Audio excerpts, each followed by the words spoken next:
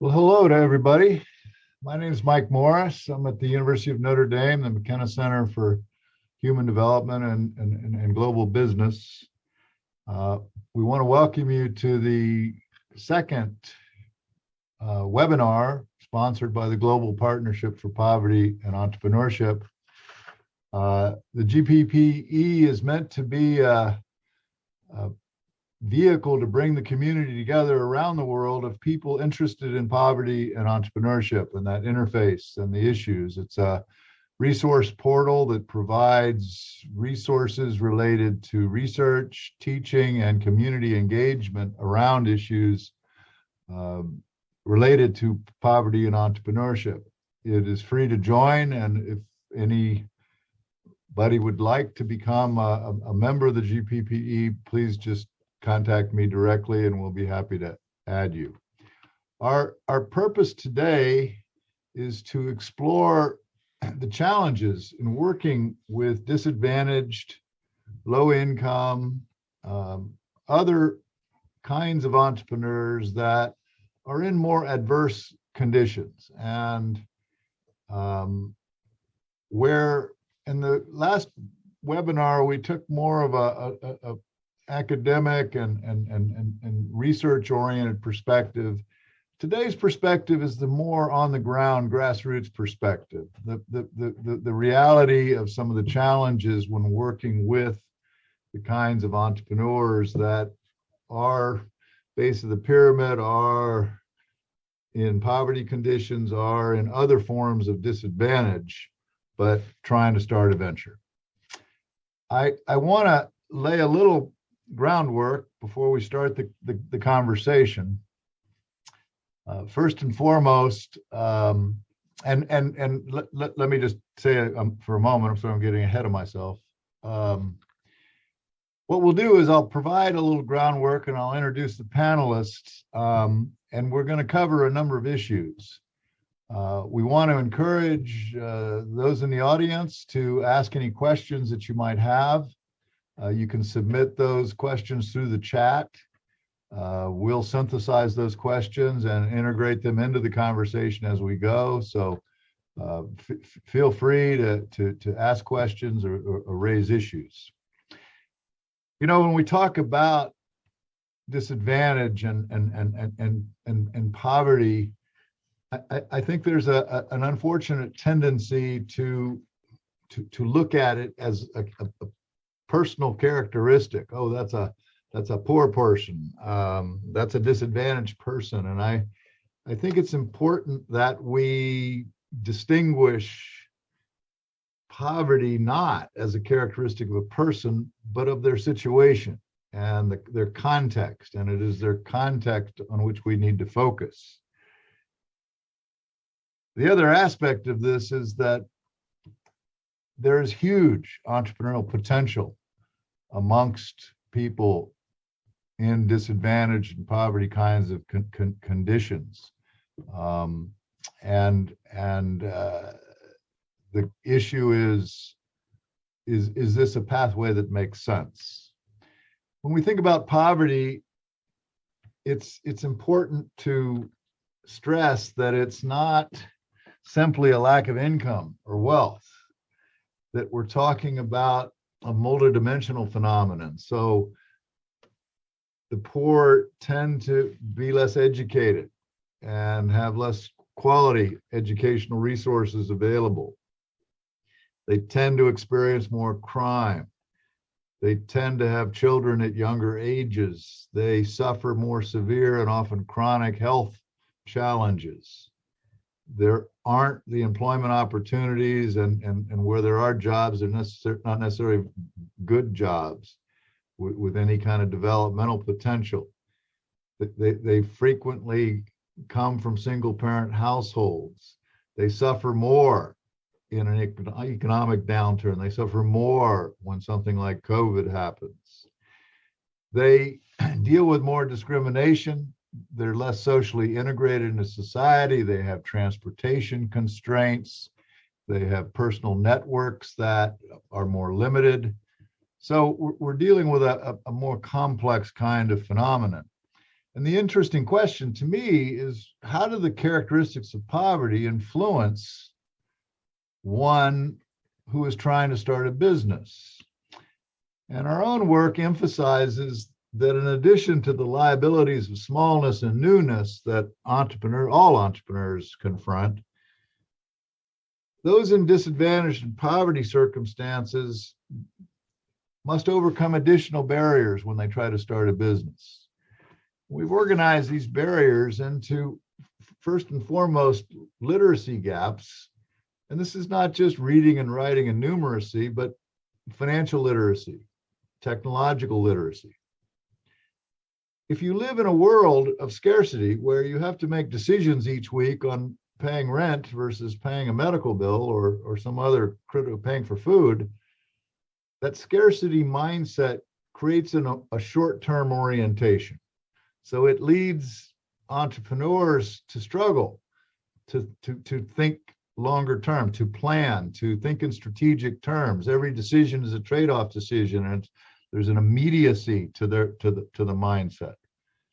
In poverty, one is often faced with intense non-business pressures, whether that's a threat of eviction from where you're living, whether that's encountering crime on your way to anywhere, whether that's having to take care of a chronically ill family member. And finally, the lack of a safety net. And in terms of the kind of fragility that is produced in these ventures because they do not have access to debt, do not have access to equity, do not produce sufficient retained earnings, don't have the kind of social networks that can access resources. And so we have to not simply look at entrepreneurship as the savior, as the golden solution, but to ask the question, is entrepreneurship really a solution? Should people focus on trying to find work? Does it encourage one to dream only to find one's dreams are crashed or dashed? Does it move a person out of poverty, or does it keep them in poverty? Does it make them poorer? And to me, and this is part of the reason for the conversation today, a lot of our entrepreneurship work, especially when we work in the community, is concentrated on the startup rate. How do we help more people start ventures? And what does it take to start a venture? I wonder if that's a mistake. I wonder if the much bigger question is, when a venture is started by somebody in disadvantaged circumstances, how do we move these ventures to sustainability? Because if we're starting more ventures, but they're not able to produce the kind of income that'll move a person out of poverty, then should they have started it in the first place? So this issue of not just starting more ventures, but creating ventures that can make a profit, that can generate a livelihood to a person and his or her family. So the liability of poorness, this extra barrier that the poor confront, affects the kind of ventures that get started. It affects the kind of opportunities that get pursued. It affects the time one has to spend on a venture. It affects the ability to plan, to think strategically, to access ecosystems. It affects the kind of returns that are generated. And more specifically, if we think of the ventures created by the poor, well, if we think of what entrepreneurs in general create, they create survival ventures, lifestyle ventures, managed growth ventures, and aggressive growth ventures. Unfortunately, economic development people and a lot of other people are preoccupied with aggressive growth ventures. Let's create the next Uber or the next Facebook. The reality is 75, certainly in economies where we have some data, 75% to 80% actually of what gets started by all entrepreneurs are survival and lifestyle kinds of ventures. The challenge with the poor is that it's about 98% of everything that gets started is a survival or lifestyle kind of venture. So we're not talking about growth. What we are talking about is ventures that suffer from what we call the commodity trap. So this is somebody who starts a cleaning company or a haircutting business or whatever, but a business that's largely undifferentiated, a business that is labor intensive and that labor is being done by the entrepreneur, a business that doesn't integrate technology, can't afford equipment, and so has extremely low capacity constraints. And meanwhile, unit costs are relatively high, lacking technology, lacking equipment. Meanwhile, the entrepreneur is tending, for various reasons, to price low. And so with low prices and high relative unit costs, the margins are almost nothing. And so with very small margins and limited capacity, and this is reinforced. Why? Well, my limited capacity, I have to buy in small quantities, often at retail, to sell at retail. And I have no bargaining power with suppliers, with customers.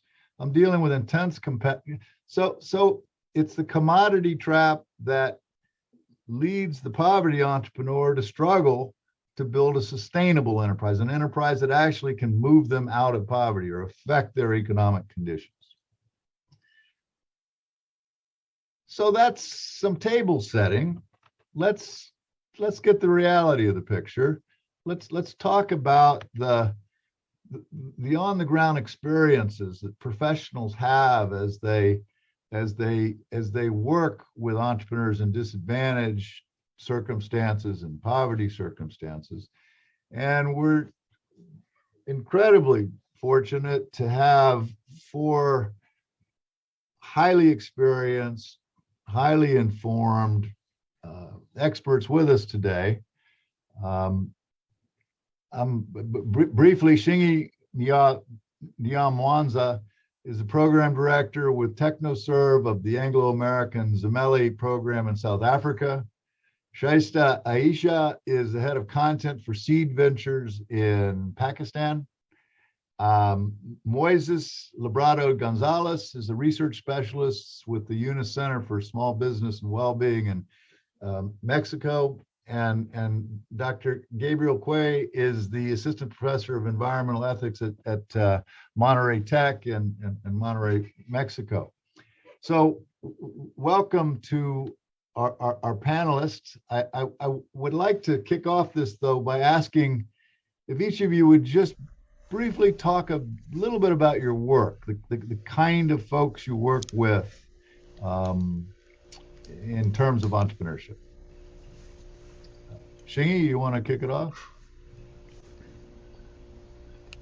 Sure thing. I think we've got a bunch of people. So afternoon, morning, evening to everyone on the phone.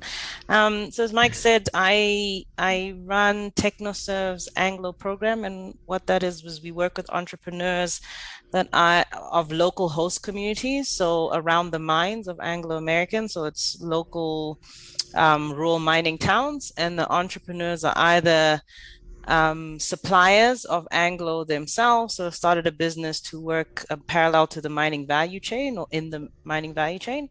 And then we have smaller enterprises, which are your community businesses. So as Mike was mentioning, your barbershops, your retailers that trade within the community. And then we have a third focus on startups. So getting people to start businesses, but also then sustain them past the startup to then graduate to our enterprise development or supply development pillars. Thank you. Thanks, Mike. Shaista? Yeah, sure. Okay, thank you. So I'm Shaista Aisha. I am the CEO of Seed Ventures, and Seed Ventures is an impact investment and an ecosystem development organization. We've been working in Pakistan since 2009, and our objective is basically to develop the ecosystem through entrepreneurship and social entrepreneurship. We work with nano and micro entrepreneurs in the economy, and we want to develop a landscape and an ecosystem where they can thrive and scale their businesses through capacity development, through provision of research, by providing them with the relevant training programs with the right kind of investment, and connecting them to the market and ensuring that they become sustainable ventures. Thank you so much. Gabriel? Hi, good morning or good evening to everyone. My name is Gabriel Cue. Right now I am in the highlands of Chiapas at the Center for Social Innovation of Tec de Monterrey, which is a university here. And what we have here, it's more a learning experience for students that engage with some local communities that approach the center, and they already have a income generating proposal. So the whole purpose is that this becomes a learning experience for students that becomes a mentorship somehow for these communities. Just to put you in context, the highlands of Chiapas is one of the most impoverished regions in Mexico, where we find extremely poor communities. Basically, all of them are indigenous communities, Celtal, Tzotziles. Okay, so it's truly a challenge here, a social challenge. Thank you. Thank you, Gabriel. And Moises? Hello, everyone. Good morning, good afternoon, good night in some places. I'm so excited. I'm so honored to be here in this webinar. Thank you so much, Michael, for inviting me. And thank you to the whole team for inviting me today. I'm Moises. I'm working in the UABC UNO Center for Social Business and Wellbeing in Mexico, here in Tijuana, near to the border with the USA. The principal objectives of our center is the attend to micro entrepreneurs in vulnerable conditions in our city. We create a programs of assistance with the attempts to these vulnerable micro entrepreneurs to enhance their skills and social entrepreneurs part to make the business more prosperous. So we work with the young entrepreneurs and undergraduate students to provide the free in situ trainings. So basically, this is the principal objectives of our center. Wonderful. Well, let me start off with the question. And when I spoke to panelists individually,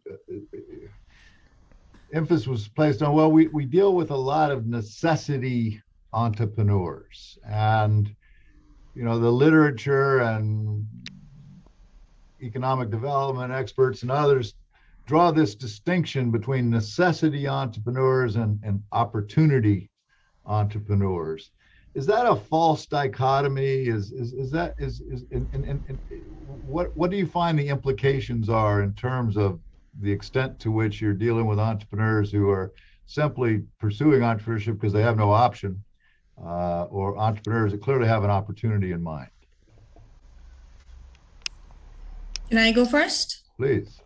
Okay, so you see in Pakistan, when we talk about nano or micro entrepreneurs, and we're primarily talking about tailors and mobile vendors and women running home-based businesses, with the way that the economy is and the lack of jobs that we have in the country, specifically when we're talking about low-income communities, it becomes a necessity to actually start a business. But I mean, the core of starting that business is obviously a need that they've identified in the community. So for instance, if there is a need for a food stall or a food vending setup in a specific community, that is what they're specifically going to go with. So it starts off with a necessity, but I think it is sparked by a specific opportunity within the community.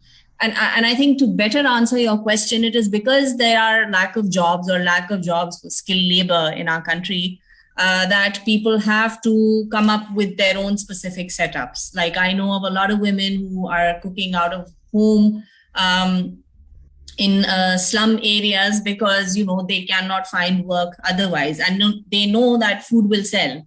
So I think that for people who are from let's say the bottom of the pyramid or are from low income communities, for them usually there is no choice. When they cannot find jobs, they have to eventually resort to starting something of their own without much thought on about whether or not it will be sustainable in the long run, because it is about survival and getting an income. So for them, it is about starting off and then kind of, seeing if it will work along the way. And some of the people in the communities that we have here are basically into entrepreneurship because they have like family running businesses, So for instance, if somebody's father was a cobbler or was selling fruit or was a tailor, they'll just kind of transfer that to their sons or their children and ask them to run it. Okay. Yeah, I think I'll certainly agree with the premise around, a lot of our governments have failed low income communities and that there's no jobs, right? So in South Africa, you've got a very high young population, whether they're living in the rural mining towns or in the slums, and there just are no jobs. And I think what you find in South Africa is most people actually would prefer to get a job. And to be working for government and to have a steady income over 5, 10, 50, because it's really hard to get rid of, to fire people in South Africa, right? So that is stability. I think because there are no jobs, to Shaista's point, a lot of young people do go into entrepreneurship. And so you'll find a lot of programs around entrepreneurship to spark to spark that entrepreneurial spirit. But the reality is it's really difficult. Entrepreneurship is really, really difficult. So I think a lot of young people in the programs that we work with, they start, and what happens, because it's out of necessities, you end up replicating the same business 5, 10, 15 kilometers down the road, because it's desperation, it's out of necessity, and so there's not much innovation around it. So you're addressing a need that 15 other people are also addressing right next door to you, because your preference is actually to find a job. So I think in that necessity piece of it, what we try and do in at least our startup module is to offer it to everybody, right? We understand you're doing this out of necessity and you might start something small, but the ones that are truly innovative and have that entrepreneurial spirit, we then take them along a track that's more about innovation and differentiating and taking that innovation, because you're right, there is a lot of entrepreneurial spirit, but I think it's separating the, I need to do this to put food on the table, versus going deep with some of your more innovative entrepreneurs, and you kind of take a funnel approach to that and kind of separate your necessity versus opportunity. Yeah, in our case, in Chiapas, what we have is that people that have already approached the center, it's not individuals, it's basically because there's a community that have already grouped. They have formed a cooperative somehow, and when they approach the center is because they already have an idea, and most of the time these ideas that they would like to have some form of mentorship are part of an adaptive strategy. Since these are low-income communities in marginal areas, right, historically being marginalized, they are often in need of looking for a second form of income. So for example, what we have is a group of women, they are backstrap weavers, looking for ways to improve certain skills. So I would say that in a way, yes, they are.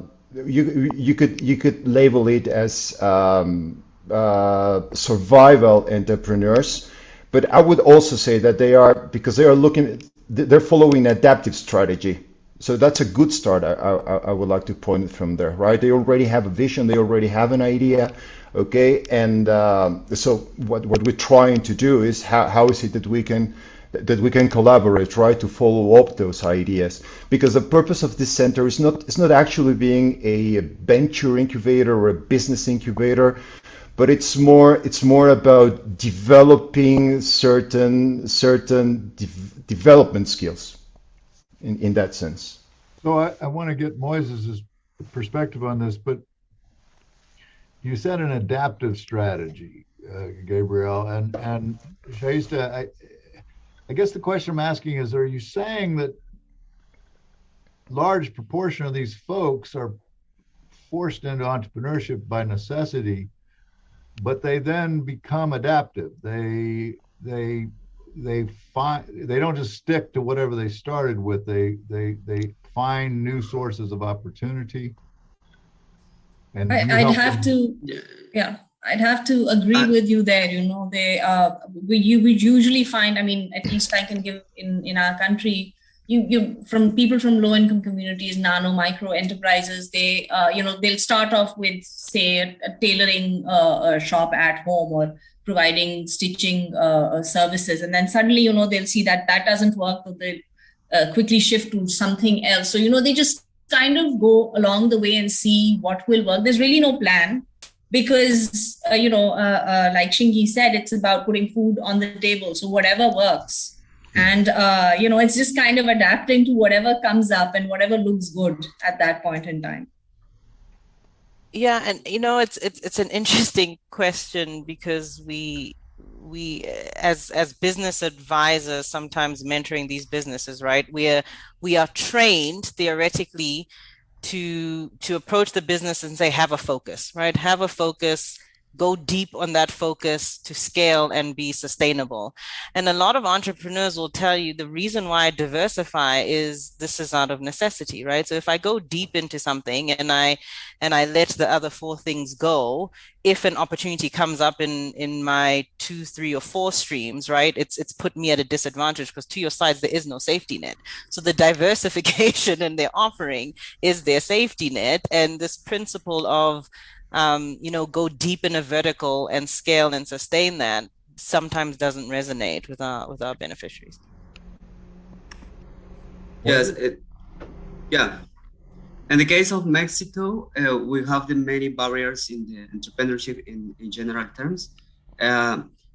Many people create entrepreneurship by opportunities, but many people create entrepreneurship by necessity. So at the UNO Center, we identify the opportunity to work with the entrepreneurs by necessity in vulnerable communities, because the majority of attention and public policies in our country promotes and supports the entrepreneur by opportunity. And this is not necessary, but I think it's good, but we create a barrier or a gap for the opportunities for another kind of entrepreneurs or the micro entrepreneurs. So we identified in this kind of entrepreneurships many categories about the choices, about the start a business of or necessity, or because there were non-employment opportunities, or because they didn't have the experience or education, of the enough education to get a job, for example. So I want to say something respect to our experience working with this kind of entrepreneurs. That for us is very important for the economy, for the local economy, and also for the family income, because many of the old entrepreneurs by necessity identify that this is the main or the principal income for the family. So one of the entrepreneurs, I remember the name, Janet. Janet lives in a very marginalized neighborhood in Tijuana, Mexico, with the border with the USA. And during the pandemic, she has found a business opportunity through social media. So actually, she sells products, social clothing, shoes, makeup, and second-hand clothes. She mainly uses Facebook and the marketplace on Facebook and the WhatsApp, and promotes her products into the business groups of a woman. So this is a very important for us to promote and to and to they promote the skills and they incorporate new abilities for their enterprises. So one of the issues I mentioned in the setup, it's, we work in 12 cities around the United States, but it's a more developed context. But we encounter a lot of issues related to literacy. And I wonder if you could share some of your experiences, whether that's functional literacy or financial literacy or technological literacy, but some of to what extent do literacy challenges impede the ability of these ventures to be what they can be, and how do you deal with that? May I jump in? Please. Yeah, in our case, since we're pretty much working with indigenous communities, some of the times, most of them don't even speak Spanish, right? Or Spanish is not their mother tongue, so that could be a barrier. But like I put it, most of the times, these projects that we have them because someone already from their community has already approached the center. So at least there's someone that it's doing translation, and so that's how we sort it out, right? Because there's always someone that can do translation and can explain things, and also the way students engage with this, right? Because they have this ethical approach. They try not to discriminate, and they're very patient to it. But also I would like to address a point in your presentation when you talk about this financial literacy. Something that really surprises me when you, because most probably, right, we have this idea, or there is this stereotype that these communities, they don't have any form of financial skills, right? And maybe they lack certain jargon or certain technicalities. But there's something, this is something that has surprised me. This is something that I've learned working with these communities, is that they have financial skills, right? They know about the present value of things and the future value of things, right? Especially, remember, because they have lean periods where they know that income is going to be limited or it's going to be nil. So they need to know how is it that they can stretch any income that they have, right? So they have all these financial strategies already set up. They have saving clubs. They have the family networks where they have interest-free loans. So and they know how to handle this, right? So they're very good. So in terms of financial literacy, this is something that has really struck me, right? How is it that even though maybe they have no access to bank loans or these institutions of finance, they have financial skills. And does that extend, Gabriel? I want to get other people's input on this, but does that extend, for instance, to cash flow management in the enterprise? Absolutely, yeah. Okay, and the other experiences? So so in terms of literacy, I think in South Africa there's 23, 24 official languages. So in terms of literacy in English, obviously TechnoServe being a US based organization, a lot of our material are English, Spanish, Portuguese. What we do is our staff is all local based communities. So while they have the content in English, they sometimes need to deliver the training, right, in the local language, in the local context. And so we're very intentional about local staff that are business advisors that deliver that training. So that's how we get around financial literacy. One thing that surprised me, that's been a pleasant surprise actually with COVID, is we used to do a lot of face-to-face work, right? And obviously COVID and lockdowns, that wasn't possible. And what surprised me has been the uptake of digital literacy, because we've transitioned to doing virtual trainings and mentorship. And it was a bit, we went through about a 2-month period of people adjusting to it, but our entrepreneurs for the most part have been quite comfortable getting on their phones or getting on, if the business has a laptop, getting on the laptop to actually go through the content and sit through webinars. And I thought that was going to be a huge jump for our entrepreneurs in rural communities. I mean, you still have electricity connectivity issues, but being around Anglo hubs, normally there is a hub where they can go to on site for their sessions. Financial literacy, I'll agree with Gabriel in that I think our entrepreneurs, they understand their finances. I think the gap or the disconnect is how that translates to your traditional banks, right? And getting credit and having your management accounts and your cash flow accounts. It doesn't translate in terms of how they interpret it and they manage it, and how it's, for example, translated as standard bank. And we've been working with an organization called 4G Capital, actually out of our Nairobi office. But what they do is they aggregate the way the entrepreneur manages their cash flow and their management statements, and you put it, as you do it, into an app, and it aggregates it and puts it almost into a language that the bank understands. And that's what the bank then uses for the credit rating, because they cannot use account on pieces of paper, or you've recorded for 1 month and not for the next 6, but the app does the work for the entrepreneur and they put in the raw data. So I think we'll probably start to see a lot more of that. What Gabriel is saying is that they actually understand their finances, even in their simplistic form.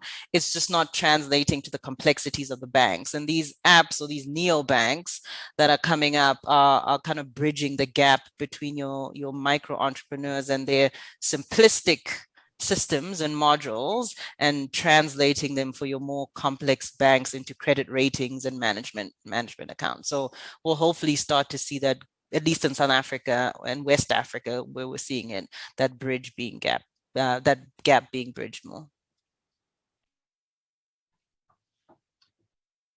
Shaista, literacy? Yeah, so if talking about literacy, financial literacy, and digital literacy, like you mentioned. So if I talk about low-income communities in Pakistan, there is, we have people who've been up to grade 10, so they can read and write Urdu. They can understand Urdu, but English, and with proficiency is a problem. So when we are delivering enterprise development programs across Pakistan, and we're delivering it in specific regions, we like, the methodology that Chingy mentioned. We always hire and we always take on board local trainers and local community mobilizers, so that they can communicate with the people from in those communities in the language that they would understand. And all the curriculum and training material that we develop and everything that we develop is in the regional languages mostly. So that usually helps to bridge the gap, but it can get very tough. And usually the people that we take on board are, we make an intentional effort to get people who've at least been to school till grade 10.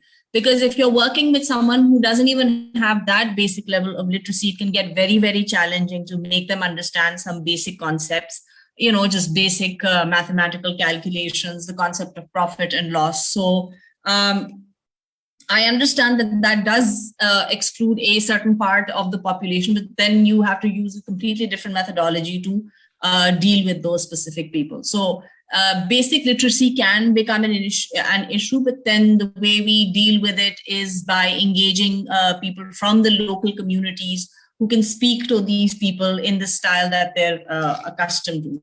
If you talk about financial literacy, there is a lack of an understanding around basic financial discipline, because there's the basic concept of profit and loss and savings and income is not there. They're not in a habit of actually documenting their finances, in a balance sheet or what an income statement would essentially look like. And it has to be a very advanced level of understanding to even help them structure something like that. So we start off with something really basic, just how to manage a cash register, to have an understanding of how much you started off at the beginning of the day, what you spent on, what you're left with at the end of the day, and where you're going to accumulate that money. And ideally, we like to encourage them to actually start opening bank accounts so they have an idea of how much they're saving over time, because they usually save it at home in a piggy bank or, they'll put it in a box, and the idea is to move them towards formal modes of saving, so they have an understanding of how much they're making and how much they're actually saving. If we look at the mobile phone penetration in Pakistan, I think it's almost 3 times the population of Switzerland, if I'm not wrong. But however, it's usually mobile phones or touch phones are used for communication, and their actual utility, there's still a lack in terms of an understanding of how this can actually be used to run businesses. However, post-COVID, we've seen a very large shift in home-run businesses that have shifted online, and of course are using, different applications like WhatsApp to communicate with their customers, to sell their products online. We've suddenly seen a surge in financial bookkeeping applications in Pakistan, and actually nano and micro entrepreneurs are being introduced to these simple bookkeeping systems on their phones. So they're already using their phones, and now there's a focus on training and developing their capacity to use applications which have been developed in Pakistan to actually keep their financial records. So I think COVID was sort of like a wake-up call, because it did actually bring a lot of these micro nano entrepreneurs to the forefront. And I think a lot of people within the social sector started to think about, what can be done to actually increase their social mobility. So Moises and Gabrielle, Moises, you're in a Tijuana, very urban area, and Gabrielle, I assume the area in Chiapas is more rural. Absolutely. Does that affect the access to cell phone access and apps and that sort of? I think in this part of Mexico, in Tijuana and the border, the similar situation is the migrations for the South Mexico to North Mexico is very interesting. In our experience, the literacy in Mexico is a very important issue, but we can identify 2 types of literacy. Literacy as a native language, in this case Spanish, because many peoples here in Tijuana speaks the native language, and another is a financial technological skills. So we during the pandemic in 2021, we visit a place here in Tijuana. Is a more vulnerable place here. So we attend indigenous women's entrepreneurs. We create a training programs to empowerment these women with new knowledge about entrepreneurial skills and another soft skills for enterprise. We collaborate with another partner with the Women's Institute to follow up the women's entrepreneurs. So in our experience, our main strategies with the specialists in the UNO Center and with the undergraduate students is give assist and support these all entrepreneurs for women, for men, for 12 weeks. So during this time, these strategies is to keep in track of sales, expenses, and income. The UNOs and the students, the UNOS teams and the students create a form to count the number of products that the entrepreneur sells per day. So in our experience, this is our point of view respect to the literacy, but I think it's very different respect to the another parts of Mexico. For example, in Chiapas is more rural, but depends of the area. In Tijuana is very mixed up. Real? Yeah, responding to the question of communications, yes, it's not just rural, but it's the highlands. So the whole topography makes it even more difficult, right? The access to it. So it is quite a challenge, right? But it also goes to show how resilient these communities are, because what they do is they group and they have certain areas or spots within the community, and they get in a special antenna for them to communicate. And this was highly important over lockdown, or still during this lockdown, because since they couldn't go to the markets, to the cities to sell their products, they had to rely on some form of online selling strategy. And this we have the case of a women's cooperative. They are weavers and backslash weavers trying to sell their products. So the way we collaborated with them was training them in digital photography skills, so they can produce their how you call those, the catalogs of their products, how to use Excel, for instance, with online or remote, during remote sessions. Also social media, right? Trying to promote their products in social media. So communications was essential for this, right?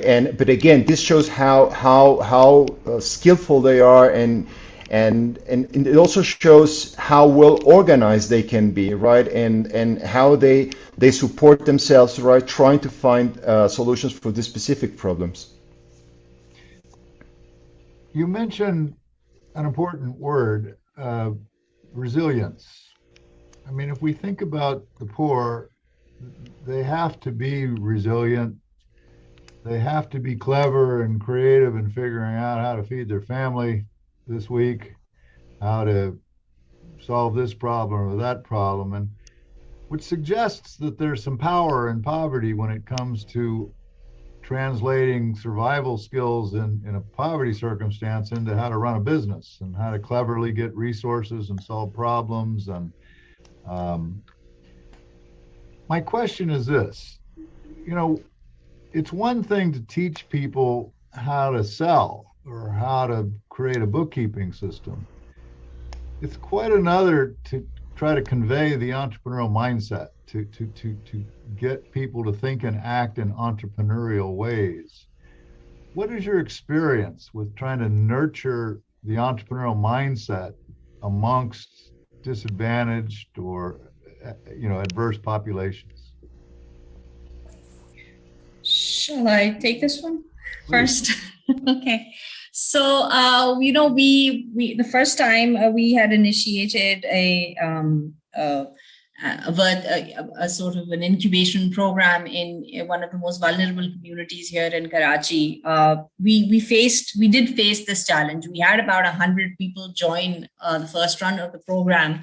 Most of them were people who were aspiring to become entrepreneurs. Some of them were students. Some of them were, were already actually really doing something, or were doing them because it was a matter of survival. But, the entrepreneurial mindset, actually in my entire sort of span of career here at Seed Ventures, I've actually only met some very few micro entrepreneurs who had that spark, who would be actually willing to take a risk, because I believe that's what entrepreneurship is all about. It's about taking that leap of faith. And it's not just about surviving from one day on to another,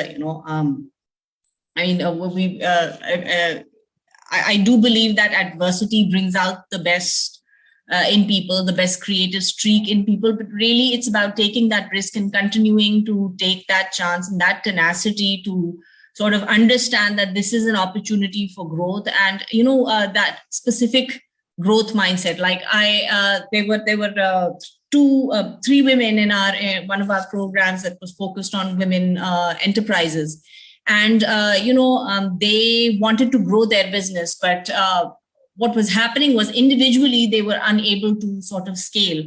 So they identified that the 3 of them had complementing skills, and they decided to just partner with each other and expand their business. And now they're running a vocational center in an urban slum, and they're making some decent living.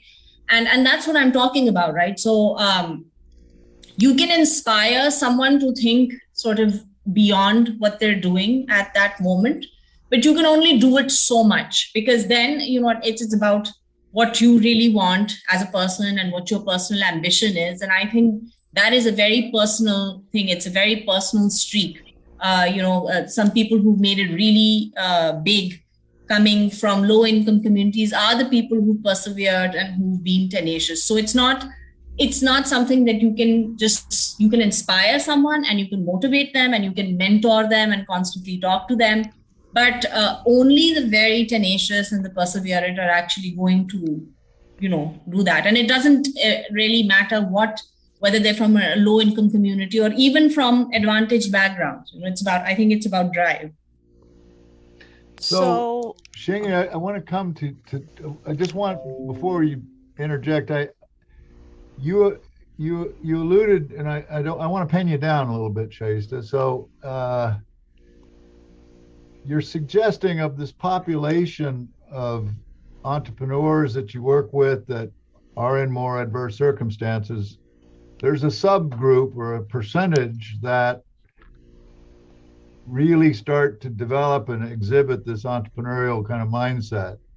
What's that percentage? I'd say, maybe about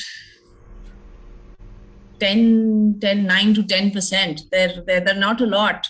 I also think it is also about cultural conditioning and a lack of severe self-esteem. They grow up in those circumstances. They're just never taught to think big or dream big. They think this is enough. There's food on the table and I'm surviving. So, so they're complacent and they're like, I don't need more, or I don't need to risk more to want more. And they just kind of fall into that cycle. So the percentages, I'll just quickly narrate the example of this one. She's like my star candidate, right? So she was in her 60s and she had a child who was autistic at home and she was struggling for the last 10 years to make something out of her business. She hadn't given up. So she joined one of our programs and, the only thing that we did during that entire session was help her collaborate with other people and help her see the bigger picture, that whatever she was doing, she was helping other women in her community, that this was beyond what she was and she could really actually grow. But, I didn't plant the tenacious spirit in her. It was already there. All I needed to do was kind of show her the bigger picture. So I think the credit, if I could say 20% could go to whatever training and motivation and inspiration we gave to her, the remaining came from the drive that she had in her. And now she's exporting and selling out of Pakistan. So, we have examples like that as well. Yeah, so 10%. And Shingy, earlier in the conversation, you sort of alluded to this, there's a subgroup. What's your experience?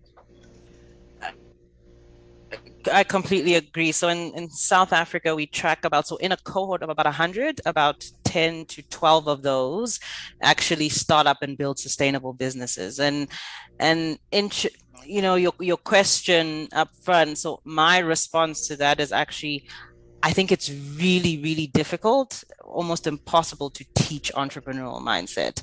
I think you can uncover it. I think you can foster it. I think you can nurture it, but because I think it's something, like Shaista was saying, I think it's something that you have or you don't, right? And because of your environment, because of your condition, you don't have the confidence. There's policies that don't support it. Your markets don't support it.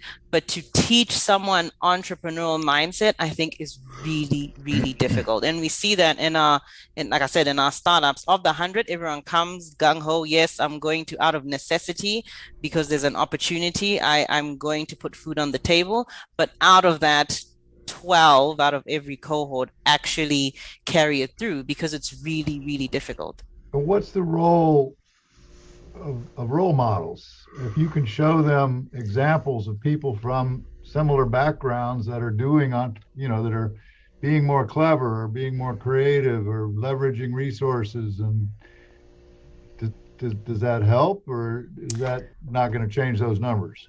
I think it helps again if you've got the entrepreneur, right? So we talk about risk, we talk about innovation, we talk about and some I mean, I'm not an entrepreneur. I know that, right? And I'm not even low income. I'm sitting in Johannesburg, but I know when I talk to some of my entrepreneurs and the way they talk about their business, the hours they put into it, the risk that they're willing to take, I think you can see someone that does it in your community and say, they are really, really brilliant, but I can't do that. Or someone can see that person and say, that is brilliant, and I want to follow in their footsteps. And I think it's, at least in my experience, it's been really, really difficult to teach. And I think what happens is because people have no other option, they are forced into entrepreneurship, right? But if we talk about entrepreneurship in its truest sense and innovation and scale, and you talked about your Googles and Facebooks, those are people with safety nets, with choices, right? And they have something inherently that they're willing to take that risk and scale something. And a lot of the entrepreneurs that we see have been forced into this, right? But Yeah, the I get spirit that. is difficult. I don't agree that that's entrepreneurship in its truest sense, but Gabrielle, what is in Chiapas entrepreneurial mindset? Is that a factor, and what do you struggle with? Yeah, because of the nature of the Center for Social Innovation, our focus is not really on developing entrepreneurs or this mindset. What we have is we work with people for them to develop a sense of sustainable livelihood. It's a little bit different, okay? Because yes, we could promote certain skills like innovation and some other forms that are associated with business keeping or moving forward a specific venture. But what we try to do here is what since it's people centered, we are based on what people have, not necessarily what people need, right? We don't have the approach of saying people here need an entrepreneurial mindset. Okay, so that should be our mission here.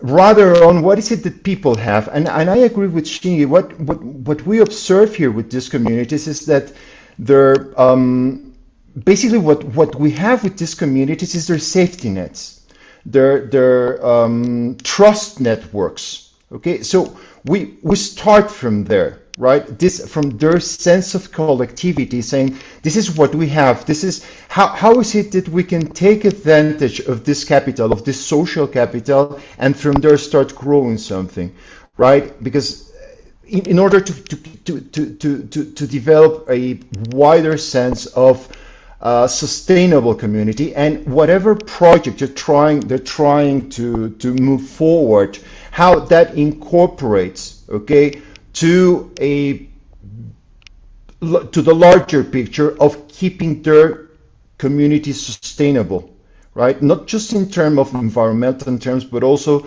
economically sustainable. I don't know if that makes sense. It makes sense. To me, the entrepreneurial mindset is not simply you got to innovate.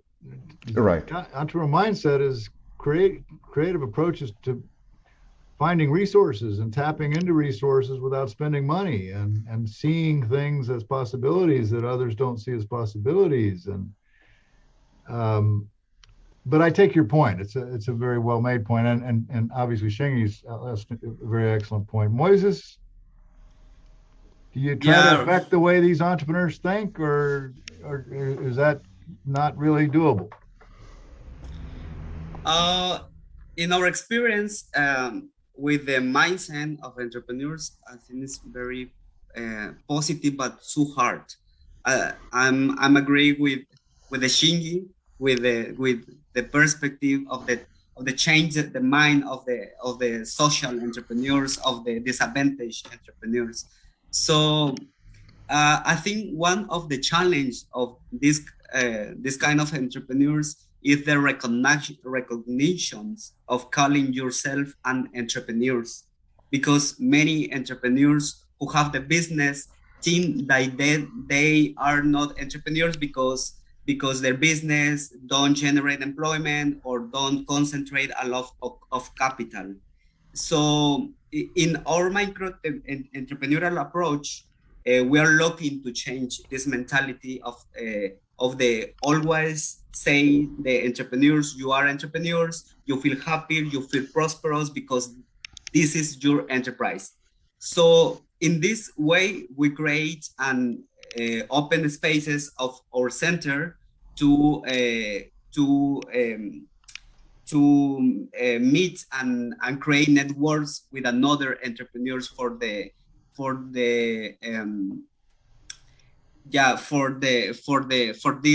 our entrepreneurs. So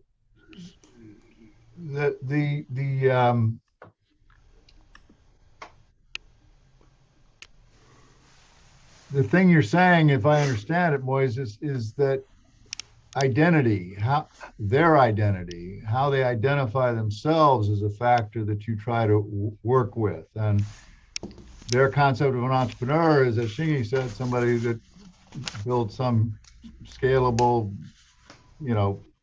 thing, but you're still trying to get them to see themselves and their identity in a different light relative to the business that they're starting. Let me take a couple questions from the audience. Frederick asked the question, I have found that entrepreneurship programs can tend to be cookie cutter type or one size fits all. And yet, listening to all of you, it seems there are very unique needs in your communities and in the audiences you serve. And so the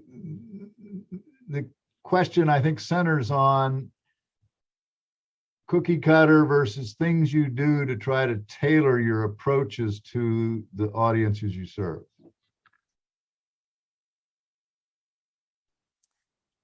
I'll go first. Yeah, so I think you're right. Every entrepreneur is different and their needs are different, and where they're starting from is very different. So one thing that we try and do while we have the specific training, what we really focus on is the one-on-one advisory sessions, right? And that is underpinned by not a business plan actually, but what we call a business model canvas, which is a dynamic document. It takes 4 quadrants, and in those 4 quadrants, you talk about your segment, your marketing plan, your cash flow. Very simple, right? It's a very simplistic 1 slide, and it's a dynamic document that you use in your advisory sessions, because we understand that while you now understand the principles, right, your business as a delivering screws to a platinum mine versus a bakery in rural Polokwane is going to be very different, right? So I can't apply the same principles when I actually get back after my training. So those advisory sessions that are one-on-one, where we sit with your business model canvas, we actually go through your business and we practically work through what makes sense in terms of those 4 segments and how we adjust that business to be more profitable, to therefore generate more revenue, to therefore employ and grow larger and hopefully diversify. But you're right. We found that just focusing on the training, that gives you the base. What's really, really important, what addresses the differentiating, is the one-on-one advisory sessions with your business model canvas. I'd like to add to what Jashingi said. We basically, I think the business model canvas is like a really great tool, because what it does is that it gives a very individual perspective about every business or every candidate that's on our training programs. We do focus a lot on mentoring and handholding if our candidates get any grants or are provided any funding. And I think that really, really helps, because as it is, entrepreneurs from disadvantaged backgrounds or from low-income communities don't have that kind of network. And one of the things that we kind of ensure through our programs is to provide them with that social capital, those networks, and access to industry experts. And that's actually where most of the real learning and the engagement really happens. When they're having that one-to-one interaction, they're able to share their challenges, and they're able to actually get that kind of industry information, that market knowledge that they would otherwise not have access to.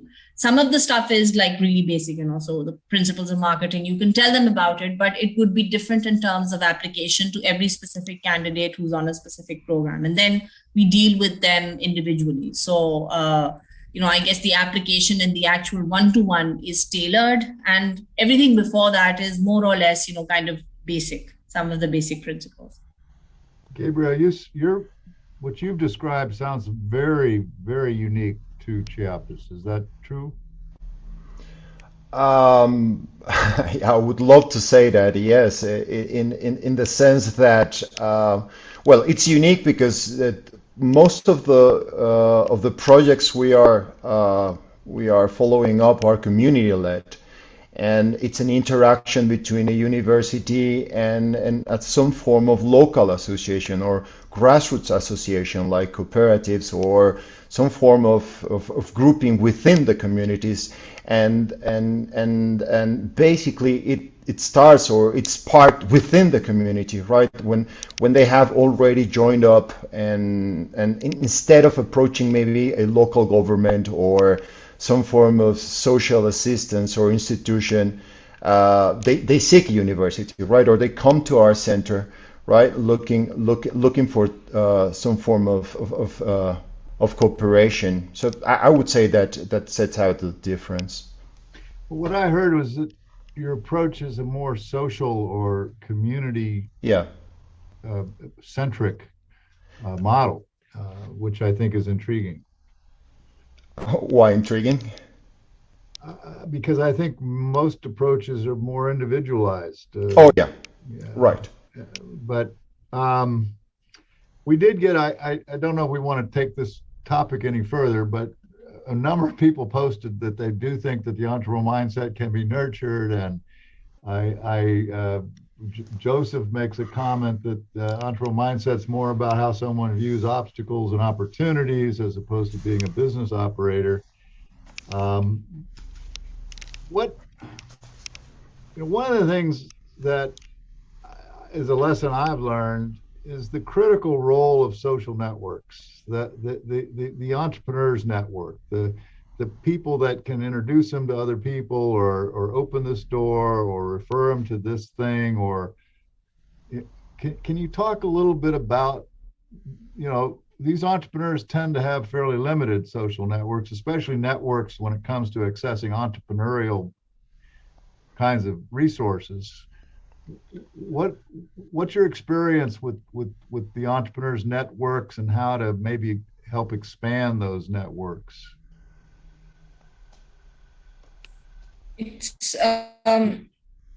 here, and I think generally world over, if you talk about women-led enterprises from low-income communities, I can at least say for developing countries, there is a general issue around access to resources and funding, and low mobility for women-led enterprises. So they do face a shortage in terms of developing the right kind of network to expand their businesses, because it can get very, very challenging.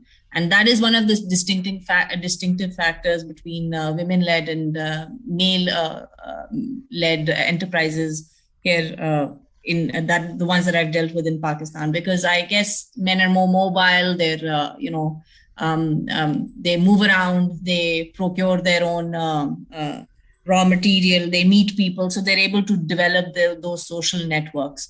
And I think it's important to provide or bring those networks to enterprises that don't have access to such resources.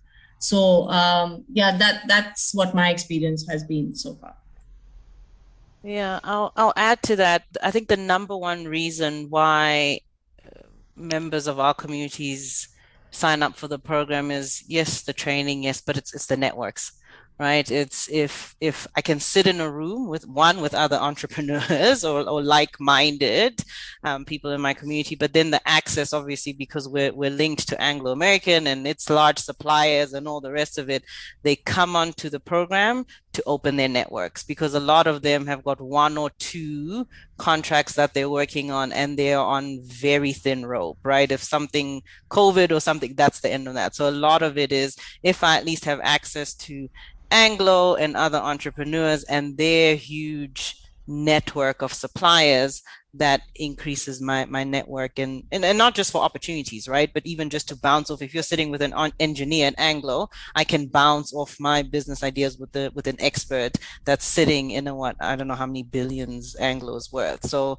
it's unfortunate that a lot of these beneficiaries look to an Anglo to get those networks, because they're really difficult to kind of foster in your rural communities, because everyone is essentially swirling in that same boat. So that's one way that we've gotten around it, is everyone is the anchor is Anglo-American, and everyone's trying to link to that in terms of opening their networks. So let me just add to the question before Gabriel and Moises jump in. One issue is, do you have the social network, or can you expand the social network? But the other issue is, do you know how to use the social network? Do you know how to ask people for this, or to use this person to get to that person, or whatever? Gabrielle, in a more mountainous rural context, where do social networks fit into the picture? Talking about an entrepreneurial network, I don't see that happening very oftenly, I have to say. Now, in terms of a social network, there I can say again that it's basically one of their strongest points here, right? The sense of collectivity, right? Not just within one community, but all these links that are either from ethnicity or either family ties that are joining up certain communities, right? For instance, this cooperative of women I was telling you about, I mean, it's not just one community, it's actually 3 communities in the highlands of Chiapas. Why? Because there is this bonding. So you could say that there is that form of social network and collectivity. Why? Because there is one common sense of common good. Right? So maybe I am repeating myself, right? But they share this idea of a common good. So that strengthens their social networks and support networks, of course, right? Maybe if, for instance, in the case of the weavers, if one group is closer to San Cristobal de las Casas, where they could actually, it's the city where they can actually get the raw materials, right, the threads or the fabrics. They have all the trust in that community to get the money and then go and buy the resources needed, right? So the social network is very important in this case. Moises, quickly. Yeah, I think one of the objective of the center is to create a network with other entrepreneurs. So we try to communicate to the entrepreneurs the importance of the connecting with their suppliers or with their customers. So usually the form of the collaborations of the entrepreneurs is about the collectives. A network of collaboration with entrepreneurs for rent a large space, for example, and promote their products in this place. So in this way, the center create a network of social entrepreneurs, and with this kind of the strategies is to the intentions to get in and know the collaborate with another entrepreneurs. Okay, so we're about out of time. I want to end by asking you if you could each very briefly tell us 2 things. One, we had a question early in the conversation where somebody said, well, if these entrepreneurs crash and burn, if their ventures don't succeed, do you find that the exposure to entrepreneurship better helps them prepare for a job, or makes them more employable?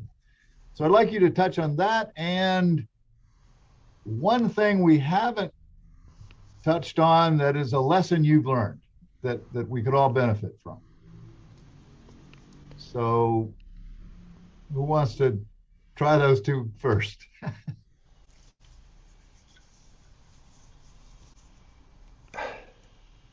For me, the first question is hard to answer because again, most of the projects are community led, so it's not at an individual level. But I would say again, since there is this strong sense of a safety net within the community, even if they fail, there are some lessons learned here, and most of the time, these projects were they were trying to diversify from the main livelihood or income source. So I would still say there are some lessons learned. Okay. Okay, Al. So yes, actually, and we see it, interestingly enough, we see it in our, so we have a youth pillar specifically, and there's an entrepreneurship track within that. And there's been quite a few success stories of young people that have gone down the entrepreneurship track. And part of what they do is they do something called personal effectiveness. So it's really understanding who you are, what you enjoy, public speaking. And what it's done is it's actually prepared them for interviews through the public speaking piece of it and understanding who you are. And a lot of them have actually ended up in roles within Anglo American and moved away from the entrepreneurship track. So I think a lot of times just when you're learning to unpack a solution, right, as part of the entrepreneurship track, I think it translates over, right, into finding a job, into how you job search, how you interview, etc. So we have had, especially in our youth track, as I said, a lot of successes. I think one thing that we didn't touch on, which has been a learning for me, is how our governments, particularly in Sub-Saharan Africa, can foster. We talk about this disagreement about can you teach it, can you foster it, but fostering entrepreneurship. And when I say fostering, it's actually introducing it into education early on, right? A lot of our countries, in Sub-Saharan Africa, don't do business and entrepreneurship because that's what you do once you failed and you haven't found a job. So actually fostering it and encouraging it in education, but also access to finance and policy, just making it easier to register a business, that it doesn't take me 9 months to register a business in a country like Zimbabwe versus in Rwanda, where it takes 4 days, right? Some of those are just unnecessary barriers around policy, I think, that are easier to fix that we didn't touch on. Understood. Shaista? So, I mean, I, as of yet, have not had any of our incubators come back to me and say, well, it didn't work, so I've started working somewhere else. I've had good stories, where if one thing did not work, they started off with doing something, but they kept trying consistently. So, I think that was a great thing. I actually had somebody who was working somewhere else and who joined one of our programs just because, they wanted to get a feeling of what it was like. And then they quit their job and started a business. So I have those kind of stories as well. One of the things that I've learned, and, it's interesting that what Shingi mentioned, that, it's not just about developing the entrepreneur in itself. We also need to work on developing the ecosystem that would make it easier for that entrepreneur to operate. So if access to funding is difficult, or linking to the market is difficult, or, getting access to a network is difficult generally, as ecosystem developers or entrepreneurial development organizations, we need to focus on developing the ecosystem as well. And unless we aren't working also on those specific domains, then it's just a very isolated effort. What happens once they leave your system? So I think it's about kind of working in tandem, that you're preparing them for the market, but you're also preparing the market for them. So that's been my learning. Wonderful. Moises, you get the last word. Okay. I think the ecosystems is so difficult and so hard here in this part of Mexico. So actually the work with the young universities or undergraduate universities, I think it is most important to strengthen their skills, or the entrepreneurial skills and financial educations. I think this to prepare for to get a job or to create a new business. So this is the principal way that we are concentrate our efforts. Great. Well, I think we could go on for hours, but I have very much enjoyed the opportunity to meet and interact with our four outstanding panelists. I want to thank the audience as well for joining us today and for their questions. I apologize for questions we didn't get to, but the conversation will continue. Thank you all, and I hope all of you will use the resources of GPPE and join us as members. Bye-bye. Thank you very much. Bye-bye. Bye-bye. See you all. Thank you so much. Thanks, everyone. Bye. Bye-bye. Hasta luego.